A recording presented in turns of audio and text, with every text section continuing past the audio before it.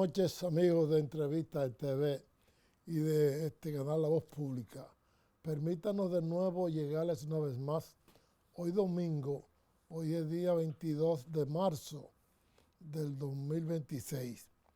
El pasado miércoles, el presidente Luis Abinader condecoró póstumamente a ese gran periodista Orlando Martínez, que fue víctima de un asesinato en tiempos de la Banda Colorada. Orlando Martínez, con quien tuvimos el placer y el honor de trabajar juntos en el periódico El Nacional, fue un hombre vertical en su escrito, un periodista de verdad, un comunicador serio, honesto, que todo el mundo le reconoció esa verticalidad en sus principios. El presidente en el pasado miércoles, en el decreto 161-26, le otorgó la condecoración de la Orden del Mérito de Duarte Sánchez y Mella en el grado de caballero. Este es el más alto honor que rinde el gobierno del Estado Dominicano a un ciudadano. Ahí vemos, está de izquierda a derecha el doctor Guido Gómez Mazara, presidente del Indotel. Está Sergio Martínez, licenciado Sergio Martínez, el hermano de Orlando, y recibió el homenaje, la condecoración en nombre de su hermano. Luego está el presidente Luis Abinader y posteriormente el expresidente de la Suprema Corte de Justicia, el consultor jurídico del Poder Ejecutivo, don Jorge Subero Aiza. Esto fue un acto muy emotivo. A nosotros particularmente nos satisface mucho el que se le haya producido este homenaje a Orlando Martínez. Él se lo ganó por su lucha, por su defensa a las causas del pueblo dominicano, a la defensa de los pobres. De manera pues que felicitamos también póstumamente a Orlando Martínez en la persona de su hermano Sergio. Sergio fue fiscal en el Distrito Nacional hace unos cuantos años y también ha sido un hombre que de manera vertical ha llevado su vida. Bien, amigos, hoy nos honra con su presencia una distinguida dama de esta capital, una joven periodista ella, pero más política. Fue candidata presidencial en el pasado torneo electoral, ostentando la candidatura de la Opción Democrática, el partido que dirige la doctora Minú Tavares Mirabal. Nuestra invitada de hoy lo es la licenciada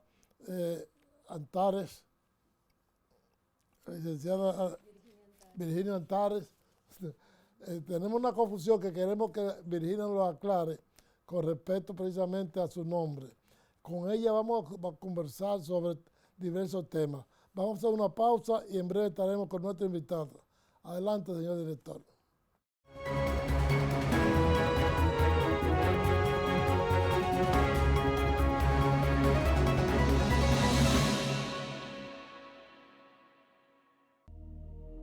¿Cuándo fue la última vez que sentiste a la patria? A veces a una se le olvida con tantas cosas, pero todos los días la patria siente lo que haces para verla crecer. Te sorprenderá saber que la patria siempre está contigo, que siempre te espera y saca lo mejor de ti. No le bajes ni un chin, ni un segundo, para que una vez más te sientas orgullosa de ser una dominicana al 100. Celebremos la patria siempre. Esto es mío. Esto es mío, claro que puedo. Soy leal y dependiente, decidido y apasionado. Sí soy yo, pues yo soy de aquí. Por eso, yo soy invencible.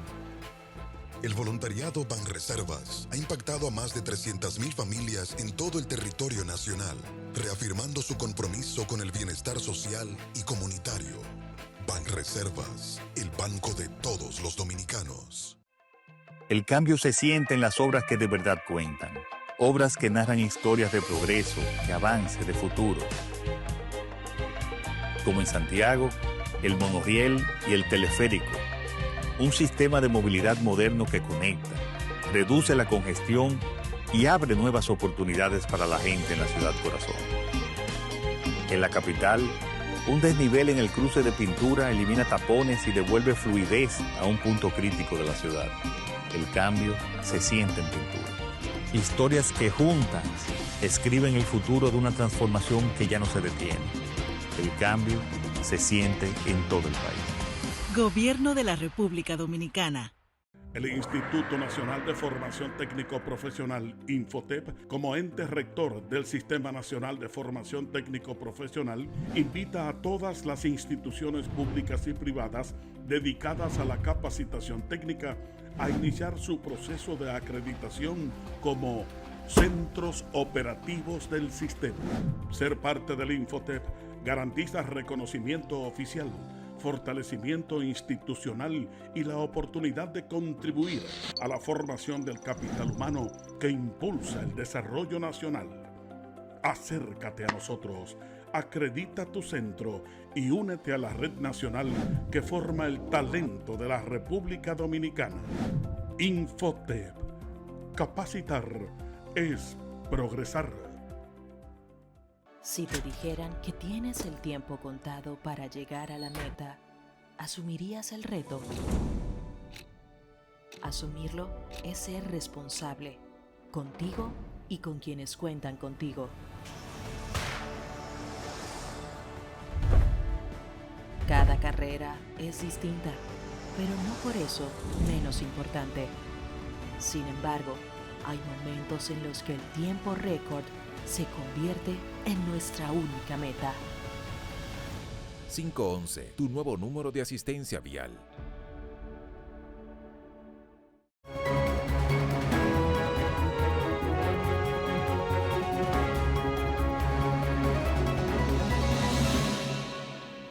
Bien, amigos, acogemos por acá con mucho placer a esta distinguida dama, periodista destacada y política. Como decíamos, ella fue candidata presidencial en el pasado torneo electoral en la boleta de Opción Democrática, el partido de la doctora Minú Tavares Mirabal. Buenas noches, licenciada, bienvenida sea usted. Muchas gracias, don Félix, un gusto estar aquí. Buenas noches a todas las personas que nos acompañan en sus hogares y sobre todo un honor estar aquí con un colega con la veteranía y la trayectoria que tiene usted como periodista. De verdad que es un placer. Gracias, igualmente. Quisiéramos que nos aclarara algo sobre su nombre, su apellido, etcétera. Virginia Antares. ¿Antares es su nombre o su apellido? No, Antares es mi segundo nombre, que viene de una estrella, una gigante roja de la constelación de Escorpio, Alfa Escorpio, porque a mi papá le gustaba mucho los cielos, estudiar las estrellas.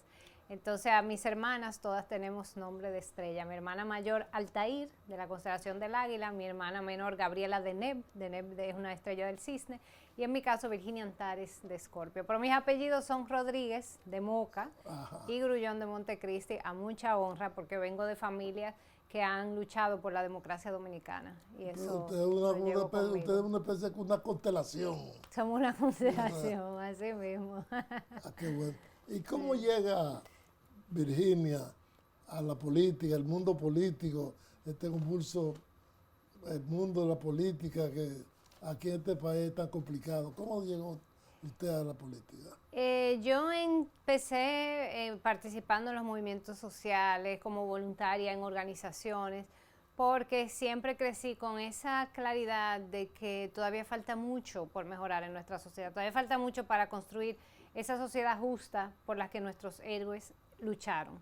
Y yo crecí con las historias de mi familia de la vida en el exilio, de la lucha contra la dictadura. Del lado paterno, Yo soy nieta de José Horacio Rodríguez, héroe nacional, que vino en la expedición de Constanza de Muy Estero Hondo. Sí. Bisnieta de Juan Rodríguez García, recientemente declarado héroe nacional, Juancito Rodríguez. Y del lado materno soy nieta de Oscar Grullón de Montecristi, que también fue parte de la Juventud Revolucionaria, estuvo preso en la 40 durante la dictadura. A mi abuelo, a Oscar Grullón, sí lo conocí, nosotros le decíamos abuelote. Pero a José Horacio pues murió en la expedición, no lo conocí, pero mi papá siempre nos hablaba de esas historias. Mi papá nació en el exilio en Venezuela. Entonces, yo siempre crecí con esa idea muy clara de que falta mucho por hacer. Y eso me llevó al activismo, y el activismo me llevó a la política, porque uno se da cuenta que al final las grandes transformaciones se hacen desde la política. O sea, usted tiene parentesco familiar con José Horacio Rodríguez. Así es, sí. O sea, José Horacio Rodríguez Vázquez es mi abuelo, héroe nacional, y José Horacio Rodríguez Grullón, el diputado, claro, ese es mi hermano, que por cierto es el actual presidente de Opción Democrática, porque Minú, que es nuestra líder fundadora, entregó la presidencia en la asamblea que tuvimos luego de las elecciones. Ahí escogimos a José Horacio como el nuevo presidente de Opción Democrática. Ah, qué bueno. Precisamente José Horacio, que fue destacado diputado, que lamentablemente tuvo que salir del Congreso debido a la famosa complicada el método de Hunt. Sí, esperamos que algún día él vuelva porque realmente fue buen diputado. Que sí. El mejor diputado, claro que sí.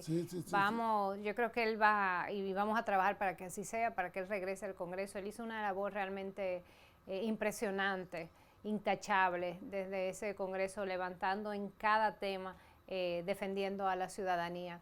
Y la verdad que hace mucha falta una voz como él. El país necesita legisladores de esa categoría, de esa estirpe.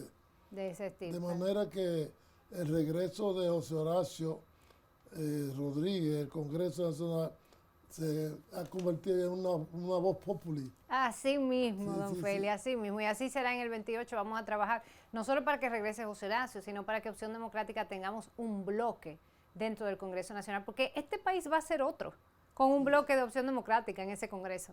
O sea, aquí las cosas que se cocinan en ese Congreso no va a ser tan fácil cocinarla teniendo voz de gente que representa al pueblo, como lo serán las y los congresistas de nuestro partido. A propósito del 2028, que hay elecciones en el país, ¿tiene usted está interesada, ha decidido, tiene la decisión de volver a presentarse como candidata presidencial? Yo estoy a disposición de lo que más nos convenga como partido, y esas son precisamente las discusiones que estamos teniendo ahora, definiendo la estrategia electoral para el 2028, cuáles van a ser nuestras prioridades y cuál va a ser nuestra estrategia, sobre todo porque nos enfrentamos a un sistema donde el terreno es muy desigual, donde competimos con mucha desventaja y tenemos que aprovechar las brechas que hay para ir ganando posiciones de poder. Entonces vamos a ver qué nos toca, pero lo que sí es cierto es que Opción Democrática estará en esa boleta electoral del 28. Así es. ¿Usted cree que el partido que sea Opción Democrática, PRM, PLD, la Fuerza del Pueblo, que cualquier partido podría ganar sin alianza? En el sistema dominicano es muy difícil. Muy difícil. El sistema está diseñado para hacer alianza. El mismo método de Hunt es un ejemplo. O sea, en el caso de José Horacio teníamos el mejor candidato, el que recibió más apoyo de toda la oposición, el más votado. Sin embargo, competía contra 6 candidatos de las demás boletas, él solo. Entonces, definitivamente el tema de las alianzas es parte de la estrategia electoral, pero siempre pensando en qué queremos lograr y qué hace más sentido en cada coyuntura electoral. Pero Opción Democrática, nosotros decimos, no tenemos vocación de soledad, nunca la hemos tenido. Y de hecho hicimos acuerdos puntuales en las elecciones pasadas. Gracias a esos acuerdos logramos, por ejemplo, a nuestro regidor de Santiago, Alexander Hermoso, que está haciendo una labor de nuevo intachable, importante en el Ayuntamiento de Santiago, defendiendo los intereses de la ciudadanía, denunciando las malas prácticas, y está fajado Alexander ahí en Santiago. Queremos tener más regidores como Alexander, más diputados como José Horacio, más representantes del pueblo dominicano, y para eso trabajamos en Opción Democrática. Así. Hay un tema muy interesante, sobre todo usted como dirigente político, como una persona que ha ocupado una posición elevada, de una candidatura importante. Y el tema de la candidatura independiente. El pasado miércoles, la Cámara de Diputados aprobó en segunda lectura el proyecto, en primera lectura lo aprobó la Cámara, el Senado ya anteriormente lo había aprobado en sus dos lecturas correspondientes. Con respecto a la candidatura independiente, ¿cuál es su punto de vista? Mira, yo creo que ese tema de la candidatura independiente muestra cómo hay una ciudadanía que quiere una renovación política, que está buscando alternativas a los partidos de siempre, y están los partidos de siempre tratando de bloquear cualquier posibilidad a nuevas fuerzas políticas. Y nosotros lo hemos vivido en Opción Democrática. Nosotros tenemos 10 años impulsando este proyecto y el 24 fue la primera vez que pudimos estar en la boleta electoral. O sea, una y otra vez nos bloqueaban y nosotros superando y superando bloqueos. Lo mismo pasa con esto de las candidaturas independientes. Yo creo que es muy triste que estos partidos de siempre se nieguen a escuchar a esa demanda de un sector importante de la ciudadanía que quiere poder tener esa alternativa. Opción Democrática nos posicionamos diciendo que nosotros apoyamos las candidaturas independientes. Claro, hay que regularlas, igual como se regulan a los partidos, o sea, hay que establecer, de hecho, y es parte de lo que nosotros decimos, al final la verdadera independencia no es de los partidos, es del dinero. Porque parte de lo que pasa en nuestros partidos es que como no se regula el dinero en la política, quienes financian las candidaturas terminan siendo quienes tienen verdadero control y poder político. Y uno de los casos más ejemplares es el caso de Senasa. ¿Qué dicen los testigos del caso de Senasa? Que ese dinero se usaba para financiar campaña. Entonces, quien financia campaña luego llega a las instituciones del Estado a usar esos recursos, no para mejorar la salud del pueblo dominicano, en el caso de Senasa, cada institución tiene una función diferente, sino para recuperar ese dinero que se invirtió. Entonces, la verdadera independencia es la independencia del dinero. Y ahí es que hay que regular. Ojalá, con esa rapidez que están aprobando el bloqueo a las candidaturas independientes, ojalá con esa misma rapidez el Congreso aprobara la regulación del dinero que se gasta en campaña, que ahora mismo no tiene límites reales, porque los límites no se cumplen, no tiene sanciones la violación de los límites y no hay ningún control. Somos el país con menos transparencia en el financiamiento de campañas de toda América Latina. Además hay que tomar en cuenta el hecho de que en los procesos electorales dominicanos hay mucha infiltración de elementos ajenos al quehacer político, por ejemplo, de gente que se dedica a la rifa, gente que involucrada en narcotráfico. Vemos, hay varios casos actualmente de legisladores, regidores, otros están presos, uno en Estados Unidos, otro acusado aquí, etcétera. O sea que hay que tener una vigilancia muy estricta para saber a quiénes van a los partidos a escoger como candidatos para evitar que se caiga en esto de esa candidatura maleable. Exactamente, sí, eso es lo que nosotros entendemos. Y la realidad está ahí, o sea, ya el dinero ilícito está permeando los partidos políticos hasta que no se pongan topes reales de campaña y se pongan sanciones claras a la violación de esos topes y fiscalización, entonces el terreno siempre va a estar desnivelado. Y lo que pasa es que tú dices, pero nosotros competimos limpio. No, nosotros no ponemos a gente del narco. Pero tú compites contra el otro que sí, que tiene todo el dinero del mundo. Sí, entonces, yo digo que hasta que nosotros como ciudadanía no demandemos un mayor control del dinero en la política y aquí se haga una verdadera reforma electoral, va a ser muy difícil que avancemos como país, porque quienes están llegando a los ayuntamientos, al Congreso Nacional, al gobierno, van a estar respondiendo a los intereses del dinero y no a los intereses del pueblo dominicano. El presidente Abinader en el 2028 no estará por un nuevo periodo. Él lo ha reiterado innumerables veces, incluso en la Constitución ya está establecido que ni él ni Danilo Medina pueden volver a presentarse como candidatos. ¿Cree usted que el Partido Revolucionario Moderno, el partido en el poder, el partido del presidente Abinader, podría en el 28, sin la presencia de su líder, el presidente Abinader, podría volver de nuevo al poder, retenerlo? Usted sabe que ese es un gran reto que tiene el PRM. Y sobre todo por que hay pocas experiencias históricas, tanto dentro del PRM, que la experiencia histórica ha sido dividirse, como en la historia dominicana, de un partido que tenga la capacidad de renovarse y de mantener. Yo creo que la clave va a estar en que el proceso de elección de ese candidato sucesor sea un proceso democrático. Uno de los grandes problemas de los partidos de siempre es que no tienen una verdadera democracia interna. Compiten a lo interno, igual como compiten a lo externo, a base de dinero, a base de compra de votos. Y eso hace que quien gana no tiene legitimidad y eso lleva a la fractura. Por eso, cuando nosotros estamos conformando nuestro partido, una de las cosas que dijimos es queremos que haya democracia interna, queremos que haya una cultura interna de democracia.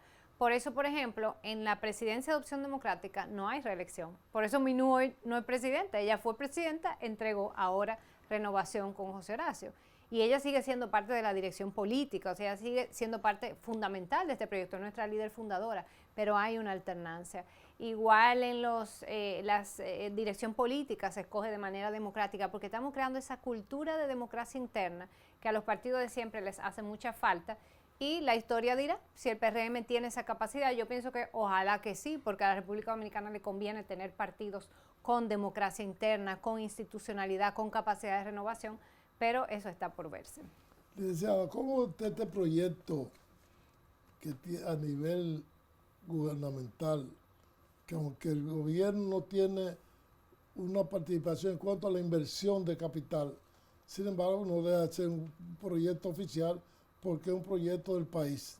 El proyecto espacial que se va a instalar en Oviedo, provincia de Pedernales, donde habrá una inversión de unos $600 millones a cargo de una compañía norteamericana, y se dice que el gobierno no invertirá ni un solo peso en ese proyecto. ¿Qué cree usted? Bueno, el gobierno anuncia muchos proyectos que no necesariamente se concretizan. Yo quisiera que ahí primero se han expresado preocupaciones ambientales porque está dentro de lo que es la zona del Parque Jaragua, entonces ese es un tema a preocupar, pero realmente si el gobierno quiere impulsar el avance tecnológico, el desarrollo tecnológico de nuestro país, que eso está muy bien, tiene que invertir en educación. Y aquí seguimos teniendo el sistema educativo en los peores lugares de toda América Latina, de peor calidad. Tenemos estudiantes que salen de años de formación y no tienen capacidad de leer un texto y entenderlo. Entonces yo creo también que a veces queremos, a construir un edificio hay que construirlo sobre buenas zapatas. Entonces no me hable a mí de avance tecnológico y tecnología espacial cuando aquí los niños no saben leer y escribir. Entonces yo creo que el abandono del sector educativo es algo que caracteriza a todos los gobiernos que hemos tenido, incluido este, que no lo ha hecho una prioridad. Aquí empezó un año escolar sin aula suficiente, el manejo de los libros de texto ha sido un desastre, el manejo de la tecnología en pandemia fue un fracaso, no ha sido una prioridad y sigue pendiente la revolución educativa que mejore el nivel educativo de nuestro país, porque al final esa es la principal barrera a un mayor desarrollo económico, industrial y tecnológico que llevaría, por ejemplo, a que proyectos como ese sean realmente exitosos y sean parte de la economía dominicana. A propósito de educación, el gobierno va a retirar o ha ordenado ya retirar el proyecto que estaba en el Congreso, para fusionar educación como educación superior, ciencia y tecnología. Este proyecto, esta idea, ha suscitado muchos comentarios, muchos pros y muchos contras. ¿Usted cómo ve usted esta idea de que se propusiera fusionar estos dos ministerios y que ahora resulte que el proyecto va a ser retirado? Por cierto que tenemos una plaza democrática, así le llamamos a los conversatorios que hacemos en nuestro partido, con ese tema precisamente. La planteamos como un debate sobre el tema, lo planteamos cuando se anunció la fusión porque nos preocupó, porque no vimos que hay detrás un intento de mejorar la calidad, sino simplemente de usar los fondos del 4% para rendirlos y meter ahí también educación superior, lo que sería un recorte en la realidad de educación. Pero el hecho de que luego se retirara y que luego el Senado dijera, no, esto no se ha retirado, y que luego dijera, no se va a retirar, o sea, hay un de atrás para adelante que te deja ver que no hay una visión clara y un plan en materia educativa. Y eso es gravísimo. Esa propuesta se presentó de fusionar. de fusionar los dos ministerios, y empezaron a salir todos los actores del sector a oponerse, a decir esto no tiene ningún sentido. Es la Asociación Dominicana de Profesores, Educa, que representa al sector empresarial, me parece que los rectores universitarios, o sea, todos los actores salieron a criticarlo, y por un lado que positivo que el gobierno escuche y diga, ok, espérate, vamos a repensar esto, pero por otro lado, ya van 6 años en el gobierno donde una y otra vez, así fue con la reforma fiscal, así es con la reforma laboral, se presenta una propuesta que no se debate adecuadamente, luego que se presenta, entonces la gente brinca, entonces lo echan para atrás y entonces no saben a dónde ir. O sea, hay un problema en este gobierno de tener una visión de qué República Dominicana quieren construir y de tomar posición. Porque en política hay que tomar posición. Claro. Y aquí hay una tendencia como que no, porque yo no quiero quedar mal con este y quedar como este. Óyeme, ¿cuál es tu posición? Y luego escucha y negocia, porque también la política es debatir, dialogar y llegar a consenso. Pero creo que falta una posición clara del gobierno en torno a dónde quiere llevar el sistema educativo. El próximo día 26 de este mes, en el curso de esta misma semana, Opción Democrática, tenemos entendido que tiene preparado un manifiesto que lanzarle al país. ¿Podría adelantarnos algo sobre esto? Sí. ¿De qué se trata realmente? Que creo que estoy dando primicia porque todavía estamos preparando el anuncio, pero efectivamente, a propósito del 1 de mayo, Día de las y los Trabajadores, vamos a lanzar el domingo previo al 1 de mayo, que cae 26 de abril, vamos a presentarle al pueblo dominicano nuestra visión de qué está pasando en la República Dominicana, cuál es el problema y hacia dónde tenemos que ir para construir ese mejor país que soñamos y por el que trabajamos cada día en nuestro partido. Sí, eso va a ser el domingo 26 en la mañana, todavía estamos confirmando dónde será el lugar. Así que le extiendo la invitación desde ahora. Gracias, y al público también. Gracias. Hay un tema que está muy en boga aquí actualmente, el asunto de los asaltos, los atracos, la inseguridad. La inseguridad ciudadana, y con ello también debemos señalar la reforma que se está haciendo en la Policía Nacional. No obstante esta reforma, siguen ocurriendo hechos, y hechos en muchos de los cuales participan miembros de la Policía Nacional. Vimos en estos días que en San Cristóbal un coronel, un capitán, un teniente de la policía fueron enviados a cárcel preventiva porque dispusieron de una suma, 1.200.000 pesos, que estaban en un destacamento policial en San Cristóbal, producto de una investigación de un delito que estaba cometiendo. O sea que la reforma parece que no ha calado bien todavía en el seno de la Policía Nacional. ¿Qué opina usted sobre esto? Mira, lo primero es que la inseguridad es, junto con el tema económico, la principal preocupación del pueblo dominicano. Eso sale en todas las encuestas. Y este gobierno presenta como un logro que han disminuido las tasas de homicidio. Estamos efectivamente en la tasa de homicidio históricamente una de las más bajas. Pero no dice que la tasa de ejecuciones por parte de la Policía Nacional se ha triplicado en este gobierno. Los famosos intercambios de disparos, que sabemos que muchas veces no son intercambios de disparos, son ejecuciones extrajudiciales realizadas por la policía, que se ha llevado víctimas. Recordemos la pareja de pastores evangélicos recién casados que fueron asesinados. Y así, exactamente, y así hay muchos casos, o sea, y en muchos casos la mayoría jóvenes de sectores, de barrios, ¿verdad?, de pocos recursos, que simplemente son ejecutados. Entonces, la ciudadanía... Hay gente que llega a los cuarteles de policiales detenidos y sale muerto. También hemos tenido casos, así mismo. Terrible, terrible. Y eso hace que como ciudadanía, lamentablemente, siga viendo a las fuerzas policiales como un órgano en el que todavía falta mucho para construir confianza. Y a 6 años de una reforma policial que, si bien ha sido positivo que se mejoren los salarios, porque eso era necesario en la policía, y ha sido positivo que se mejore la formación, pero no se ha hecho un proceso de depuración. Entonces, ninguna reforma puede avanzar si no se hace una depuración y un establecimiento de consecuencias y sanción al abuso de poder desde ese tipo de instancias, a las malas prácticas. Y por lo tanto, esa reforma es ha dado resultados limitados. La gente no siente que realmente todavía esa reforma no se ve. Yo espero que dé frutos, porque este país necesita una policía en la que se pueda confiar más, en la que la gente se sienta segura. Creo que en algunos cuerpos policiales se ha logrado un poco más. Cuando uno piensa en la policía turística, o sea, no es casual que la policía turística uno le sienta más confianza, porque cuando se quiere se puede. Entonces yo creo que la policía tiene que avanzar en ese sentido, pero al final el factor que más se relaciona con los niveles de violencia en una sociedad, más que la policía, que es necesaria, es los niveles de desigualdad. Ese es el factor que, según todos los estudios, más te aumenta la violencia cuando aumenta la desigualdad y más te disminuye la violencia cuando disminuye la desigualdad. ¿Y qué pasa en República Dominicana? Que hemos tenido un crecimiento muy grande de la economía en las últimas décadas que no se ha traducido en una mejora de la vida de las familias. Los salarios siguen estando por debajo, siguen siendo de los peores de América Latina, tenemos los salarios más bajitos, y los servicios públicos siguen siendo de los peores de América Latina, sobre todo en temas fundamentales como salud, transporte y educación. Entonces, ¿qué significa eso? Cuando tú estás como país generando tanta riqueza con el trabajo de la gente, pero la gente no está viendo los frutos de ese trabajo, no se le están creando oportunidades, no se está invirtiendo en lo social, eso te genera sociedades violentas.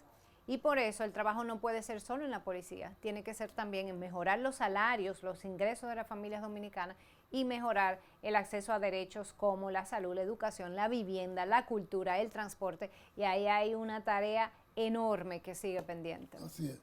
Los últimos cambios que se han hecho en la Policía Nacional, incluyendo la alta jerarquía, el nuevo jefe de la policía, etcétera. Vamos a una pausa y en el próximo segmento tomamos este tema. Con de su acuerdo. permiso. Adelante.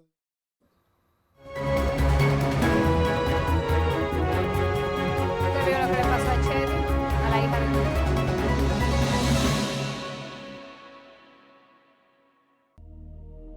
¿Cuándo fue la última vez que sentiste a la patria?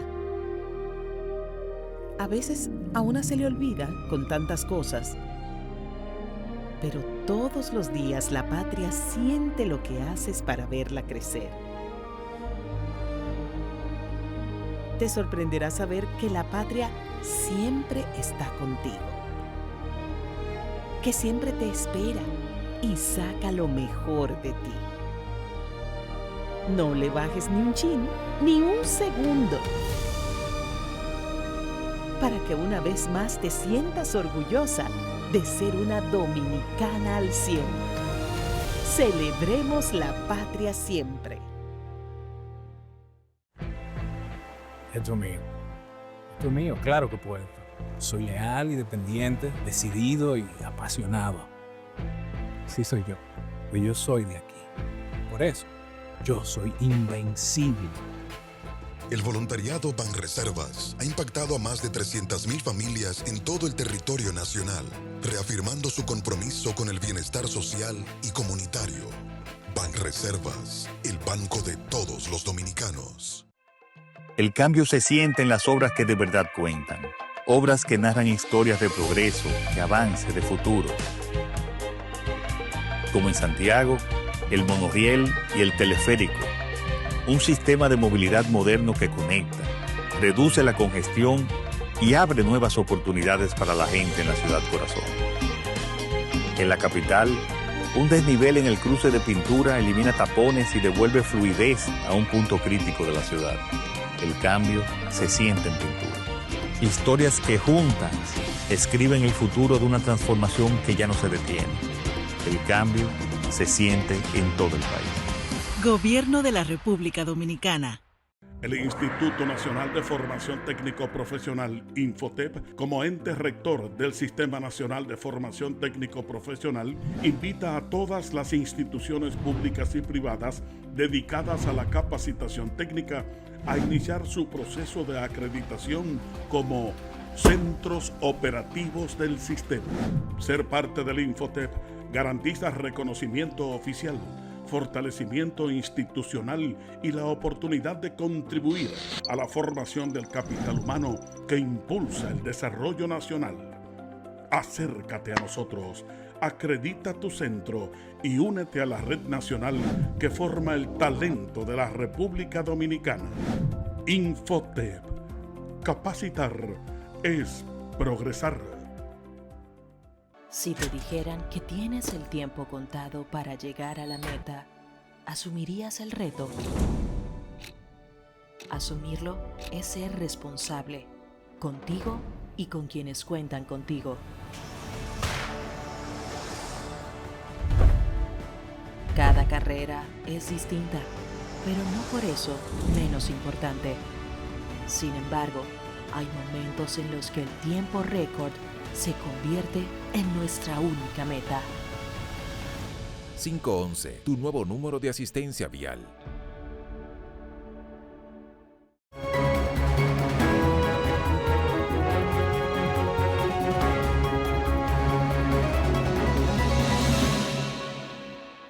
Seguimos conversando con nuestra invitada de hoy, la licenciada Virginia Antares, el candidata presidencial de Opción Democrática.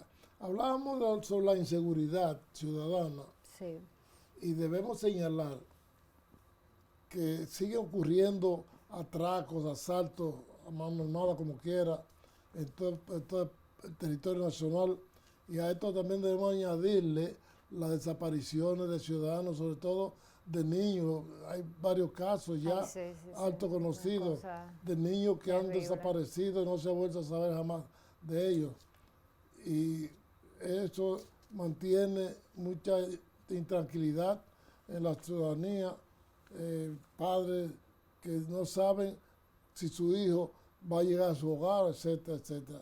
Sobre este tema, nos gustaría conocer su opinión, sobre todo esas desapariciones tan continuas que hay. Sí, de niños, de jóvenes. La verdad que es una de las situaciones más terribles que puede vivir una familia. Mi solidaridad y mis condolencias a todas las familias que tienen que pasar por esa terrible situación. Y una de las cosas que sigue pendiente y por la que hemos abogado es la aprobación de una propuesta de ley que se llama la Ley Amber, que permitiría que las instituciones puedan responder de manera más efectiva y más coordinada frente a la desaparición, sobre todo de niños. Y más rápido. Porque exacto. Ahora hay que esperar de que 24 o 28 horas para... Claro, eso no tiene sentido, porque tú tienes más posibilidad de encontrar una persona mientras más rápido tú lo empiezas a buscar. Entonces, en la medida que tú dejas que pasen 24 o 48 horas, ya tú perdiste un tiempo vital para encontrarlo. Entonces, eso sigue en el Congreso. Y el llamado que hacemos es a que se apruebe, porque cualquier esfuerzo que pueda mejorar las posibilidades de que ninguna familia tenga que pasar por una situación así, hay que hacerlo, el Estado tiene que hacerlo. Licenciada, inquieta mucho el hecho de que constantemente el país está siendo invadido pacíficamente por millares de ciudadanos de Haití que de manera irregular vienen, y muchas veces, la mayor parte de las veces, en complicidad con malos dominicanos que podrían considerarse traidores a la patria, que auspician esas incursiones de ilegales al país. En estos días, el síndico, el alcalde de Dajabón, el señor Santiago Riverón, sometió vía, no sé qué diputado, a la Cámara Baja un anteproyecto de ley prohibiendo, esto desde el contexto de los haitianos, prohibiendo que a los extranjeros, sobre todo a haitianos, se le venda tierra en el suelo dominicano. ¿Qué le parece a usted? Mira, no conozco esa propuesta en específico, no sé qué plantea, pero yo sí pienso que el Estado dominicano... Porque él dice que poco a poco los extranjeros, sobre todo los haitianos, se van apoderando de tierra dominicana. Sí, aquí hay una situación con la que el Estado tiene que lidiar con responsabilidad, y es este influjo de familias que vienen buscando refugio y huyendo de la terrible violencia que hay en Haití, o buscando oportunidades de trabajo y dispuestos a trabajar muy duro. Y ese es un tema fundamental en el cual ningún gobierno ha asumido una política responsable. Nosotros planteamos que el Estado tiene que asumir una política migratoria responsable. ¿Y qué significa eso? Que nosotros tenemos que planificar la migración. Planificar en función de nuestra realidad económica y el hecho de que hay sectores fundamentales como la construcción, como la agricultura, que dependen de ese trabajo duro que hacen esos migrantes, lamentablemente por salarios muy bajitos, pero es una realidad que está ahí. Y el Estado tiene que planificarse. De hecho, lo que ha hecho este gobierno en su irresponsabilidad es promover repatriaciones masivas que no ordenan esa migración porque simplemente se mantiene el tráfico de personas, pero haciendo todavía más rentable el negocio de los traficantes, porque ahora en la medida que hay más redadas, tienen más clientes, digamos, sí. Y todo el mundo sabe que aquí a usted la migración lo lleva y va su jefe o la familia que le puede apoyar y paga un monto a migración para que usted pueda regresar. Esa es la realidad. Aquí no se ha resuelto el problema de la migración. Aquí lo que se ha es generado un mayor lucro de los sectores que trafican. Pero por otro lado, esas deportaciones arbitrarias que han provocado mucho sufrimiento, mucho dolor. Hemos visto imágenes desgarradoras de madres con sus hijos recién nacidos, separadas, teniendo que dar a luz en condiciones horribles o no yendo a los hospitales por miedo a que se las aprese. El resultado ha sido también una disrupción en el sector agrícola, en el sector de construcción, que ha influido incluso en los bajos niveles de crecimiento económico que tuvimos este año, por precisamente la no planificación y el tener una política migratoria irresponsable y abusiva. Entonces, nosotros planteamos que la política migratoria y el control de la migración, que hay que hacerlo, tiene que hacerse en la frontera. Es en la frontera donde tiene que haber ese control. Y luego en la República Dominicana hay que regular y planificar esa migración y sobre todo, no aplicar esa política en los hospitales. Yo soy cristiana, yo creo y comparto los valores cristianos, y tomar a una madre que está dando a luz y ponerla en las condiciones de abuso, de estrés, de ansiedad, de miedo que se le ha puesto a miles de mujeres sin importar su nacionalidad en el territorio dominicano, creo que eso es antidominicano. ¿Usted no cree que debe haber más drasticidad de parte de las autoridades con respecto a esos traficantes que vemos diariamente en la prensa con vehículos llenos de indocumentados que los traen desde Haití para distintas partes del país? Sí, y cuando tú ves las cifras entre cantidad de repatriaciones y cantidad de personas sometidas por tráfico, tú te das cuenta que aquí no hay una política de someter a los traficantes. Aquí hay una política de repatriar y luego que esas personas regresen teniendo que pagar dinero, teniendo que gastar sus poquitos ahorros, generando una situación de incertidumbre para todo el mundo. Entonces, sí, esa sería la verdadera vía, digamos, ¿no? Establecer sanciones y consecuencias a quienes trafican y establecer regulaciones donde el Estado pueda saber también, además, por un tema de seguridad, quiénes son las personas que están aquí, cuántos son, en qué sector están trabajando y tener una capacidad de identidad mínima de esas personas, de registro de esas personas. Y eso solamente se haría con una política migratoria responsable que planifique y que regule esa migración de personas que, insisto, están buscando refugios para su familia y están viniendo dispuestos a trabajar. Se queja mucha gente de la debilidad tanto de la justicia como del Ministerio Público. Se dice que hay casos que la justicia actúa con mucha benignidad y que por parte del Ministerio Público también actúa muy flojo porque piden penas débiles para casos que ameritan realmente fortaleza. ¿Qué le parece a usted esa crítica tanto a la justicia como al Ministerio Público? Totalmente. Mira, yo fui parte de Marcha Verde. Yo salí a las calles, incluso antes de Marcha Verde, aquí hubo un movimiento contra la corrupción desde el 2006, en el primer gobierno de Leonel, la otra feria en que participamos jóvenes denunciando la corrupción. En 2014 y 2015, las cadenas humanas, cuando el suicidio de aquel ingeniero en la OISOE, producto de la corrupción en la construcción de escuelas. Y Marcha Verde fue, digamos, la más masiva, y yo también estuve ahí marchando junto al pueblo dominicano. ¿Y qué hemos visto? Que se han abierto muchos casos de corrupción que eran necesarios, que bien que se abrieron, pero han pasado 6 años y no hay una condena definitiva. Hay casos que han sido absueltos absolutamente, como el de Díaz Rúa, absuelto. Hay casos que siguen todavía en proceso y hay casos que han llegado a acuerdos vergonzosos. Acuerdo vergonzoso porque esa figura de los acuerdos tiene su razón de ser, pero tiene su razón de ser cuando te sirve, ese testigo que te da información, te sirve para lograr condenas a los peces más grandes, a los peces gordos.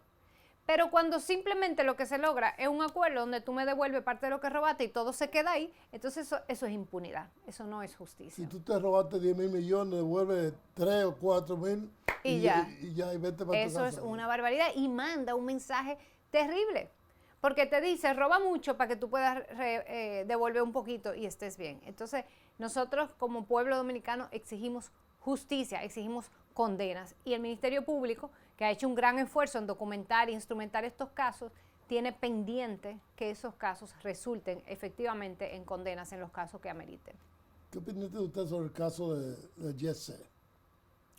Mira, el Jet Set fue una tragedia horrible, horrible, y yo envío toda mi solidaridad a las familias que perdieron y que perdimos, porque yo creo que todo el mundo conoce un amigo que tuvo un familiar, un conocido, una persona querida que falleció ahí, pero pone de manifiesto un tema, un reto fundamental de nuestra sociedad, y es la regulación y la supervisión de las construcciones. Desde Opción Democrática no hicimos una propuesta después del Jet Set. Nosotros habíamos hecho una propuesta en la campaña municipal del 24 y cuando pasó esa tragedia la volvimos a poner sobre la mesa y la llevamos incluso al Ministerio de Vivienda y a los ayuntamientos, que es un certificado de habitabilidad. Esa es una figura que existe en muchos países, que es como si fuera una cédula del edificio. Así como uno como persona tiene un documento que dice tus características y parece, etcétera, o una licencia de conducir que dice qué tipo de vehículo tú puedes conducir, etcétera. Cada edificación debería tener un certificado de habitabilidad, una cédula que además nosotros planteamos que sea pública, que esté puesta en la entrada de los edificios que son públicos, que te dice cuál es su uso permitido. Es como los restaurantes que tienen el certificado de salud pública de que están habilitados a nivel de higiene para servir comida. Exactamente lo mismo, que cualquier edificación que se utilice de manera pública o incluso residencial tenga su certificado de habitabilidad que valide que esa estructura ha sido supervisada, que valide que el uso que se le está dando es el adecuado, porque por ejemplo, y algo de eso pasó en el Jet Set, tú construyes un edificio para hogares, ¿verdad? Y después a los tantos años, yo quiero poner aquí un restaurante, y tú modificas y pones tu restaurante. Eso es un cambio de uso. No necesariamente esa estructura está preparada para recibir un restaurante. Entonces no es que tú no puedas hacerlo, pero tienes que solicitar un nuevo certificado que garantice que esa adecuación funciona y es adecuada. O puede ser que te la nieguen y que te digan, no, ese edificio no aplica. Entonces esa es una propuesta que nosotros hicimos y ojalá que el Ministerio de Vivienda y los ayuntamientos lo asuman. En cuanto a los feminicidios, que tantos niños huérfanos han dejado y que cada día siguen aumentando, y no obstante la política que dicen las autoridades llevar a cabo para frenar este hecho. ¿Qué haría usted en caso de que llegara a presidente de la República en el 28? ¿Qué haría usted para combatir estos feminicidios y acabar con ese mal? Yo priorizaría un trabajo que no se ha hecho en el país, que es no la atención a víctimas de violencia, porque se ha avanzado mucho en atención a víctimas de violencia, sino prevención. Prevención.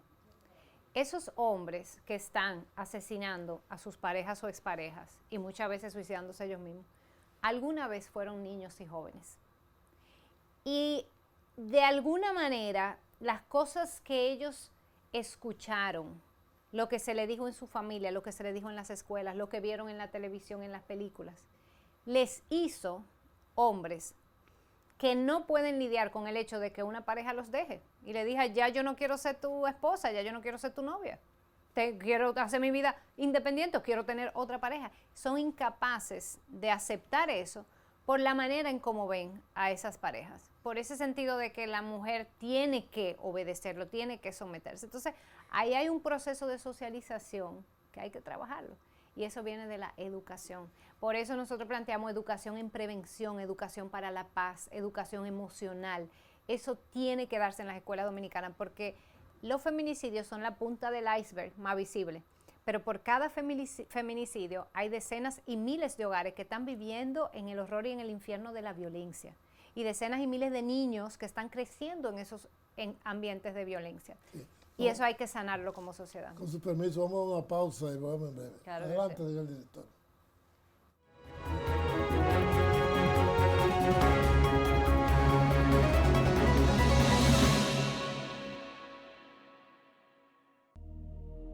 ¿Cuándo fue la última vez que sentiste a la patria? A veces a una se le olvida con tantas cosas, pero todos los días la patria siente lo que haces para verla crecer. Te sorprenderá saber que la patria siempre está contigo, que siempre te espera y saca lo mejor de ti. No le bajes ni un chin, ni un segundo, para que una vez más te sientas orgullosa de ser una dominicana al 100. Celebremos la patria siempre.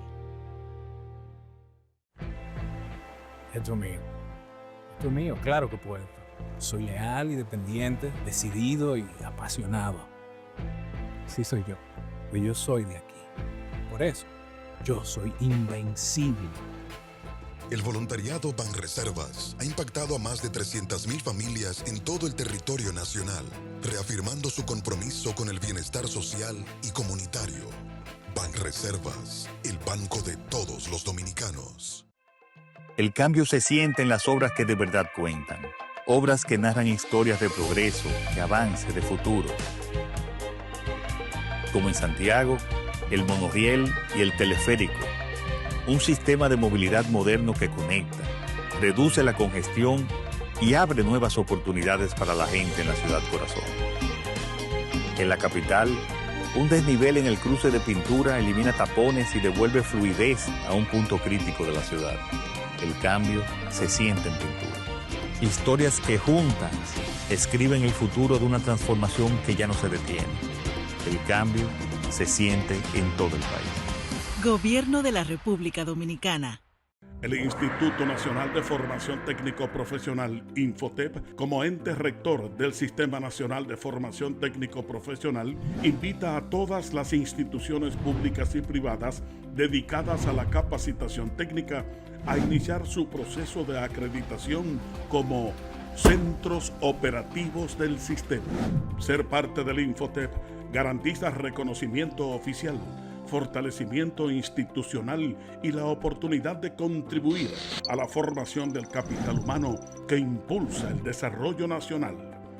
Acércate a nosotros, acredita tu centro y únete a la red nacional que forma el talento de la República Dominicana. Infotep. Capacitar es progresar. Se vende este hermoso y moderno castillo ubicado en Las Galeras, Samaná, a tan solo 5 minutos a pie del encantador pueblo pesquero. El castillo o villa colonial está construido al estilo siglo XVI, levantado en un terreno de 2.000 metros cuadrados en una construcción de 550 metros cuadrados. Consta de 4 elegantes y cómodas habitaciones, cada una con su baño privado. El castillo o villa colonial dispone de terrazas y solarium con vista panorámica, jardín con vista a la bahía, pozo con agua de mar y piscina en proyecto. También posee internet y una casa para conserje. Precio de venta $800,000. Para mayor información, contactar al señor Fulvio Locatelli en el teléfono 809-848-0002. Si te dijeran que tienes el tiempo contado para llegar a la meta, ¿asumirías el reto? Asumirlo es ser responsable, contigo y con quienes cuentan contigo. Cada carrera es distinta, pero no por eso menos importante. Sin embargo, hay momentos en los que el tiempo récord se convierte en nuestra única meta. 511, tu nuevo número de asistencia vial. Bien, en la parte final del programa recordamos que Entrevista en TV se retransmite en vivo todos los domingos de 9 a 10 de la noche a través de la emisora radiorevistainternacional.com bajo la dirección del periodista Nelson Reyes. Todos los domingos, en estos momentos nos estamos viendo en vivo a través de ese medio.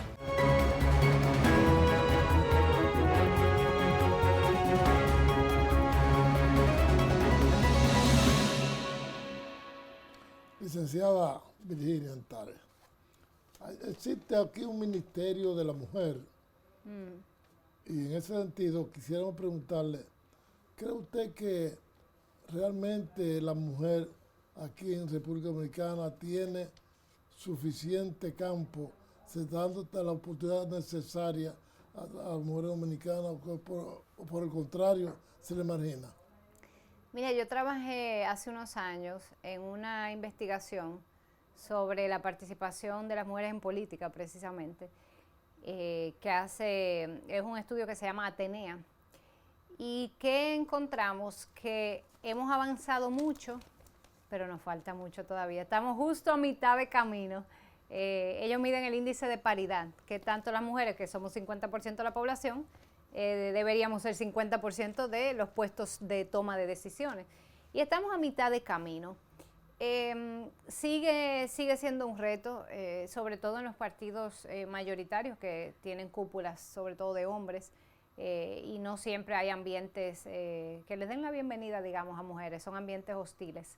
Y yo digo que tengo una ventaja en Opción Democrática porque somos el primer partido paritario de la República Dominicana, no solo fundado por una mujer, sino que somos mitad mujeres y mitad hombres en todos los espacios de decisión, incluyendo la dirección política. Pero sigue siendo un reto. Creo que muchas mujeres políticas sienten, que a veces se les excluye, se les margina, se hace más difícil, pero yo creo que la principal barrera que enfrentan las mujeres que quieren hacer política en la República Dominicana es una barrera invisible, que es la barrera del tiempo. Las encuestas de uso de tiempo dicen que las mujeres dominicanas dedicamos 3 veces más tiempo que los hombres a trabajo de hogar, a trabajo doméstico no remunerado. Entonces, eso hace que tengamos menos tiempo para hacer política. Y esa barrera, fíjate que no parece evidente, pero es real, está ahí, y creo que hay que cambiar, hay que avanzar hacia una cultura donde los hombres asuman una mayor responsabilidad, o asuman su responsabilidad también en el hogar, en el cuidado de los niños, en el trabajo doméstico. Y creo que esa es una de las barreras que pocas veces se toca, pero que está ahí, que está muy presente todavía. Hay que destacar el hecho de que las universidades dominicanas, en su gran mayoría, están pobladas más por hembras que por varones. Sí. Hay un mayor porcentaje de mujeres. Las mujeres estamos estudiando más, en parte porque sentimos que tenemos que, para que se nos abran puertas, tenemos que tener más títulos, más títulos que validen que estamos preparadas. Y nos estamos preparando, así es, en las universidades ya somos mayoría.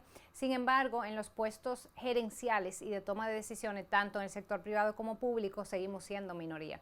Entonces, sí, estamos estudiando, pero poco a poco, no necesariamente estamos en los puestos de toma de decisión.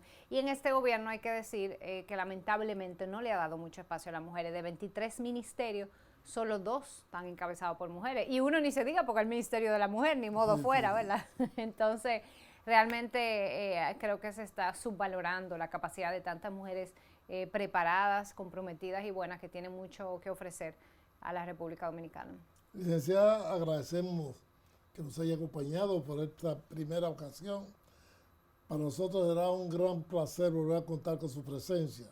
Ha sido un Hacía gusto. mucho tiempo que estábamos tratando de localizarla, para invitarla, y ya por fin, felizmente, nos hemos encontrado. Finalmente lo logramos. Sí, esperamos que pronto vuelva por acá, antes de ser presidenta. Ay, claro que antes sí, de un lanzar placer, don candidatura. Félix. Muchas gracias por la invitación. Gracias a usted por acompañarnos. Bien, ha sido la participación de la licenciada Virginia Antares Rodríguez. Ella fue candidata presidencial de Opción Democrática, el partido de la doctora Minú Tavares Mirabal. Gracias a ella por habernos acompañado. A ustedes, gracias por habernos permitido llegarles a sus hogares. Quedan todos invitados para el próximo domingo, si Dios quiere, cuando estaremos de nuevo como de costumbre a partir de las 9 de la noche. Será pues hasta el domingo, si el Señor lo permite.